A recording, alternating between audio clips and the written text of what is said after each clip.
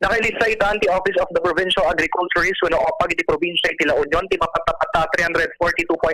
million pesos at Danyos iti sektor agrikultura gapu iti duduprak iti Bagyong Maring iti Probinsya. Base iti report manipod ti Office of the Provincial Agriculturist 10,553.1 hektarya ikataltalunan tinadadaal ken 9,803 aman nalon tinapektaran itan manipod kari tinaduma-duma nga ili. Karaman kariti agricultural products anakaro anapektaran ket pakibilangan dagiti pagay high value crops ken rigitinatan ken mais nakilista tinangat a balor ti panakadadaal ti kapagayan dito probinsya nga umabot ti 339.87 million pesos 9,278 met aman nalon dito idapektado umabot mat ti 1.9 million pesos ti balor ti high value crops sinadadaal no sa dinno 13 wenno sa nga pulo ket balor iti apektado aman nalon ditoy ken nakilista mat ti 1.2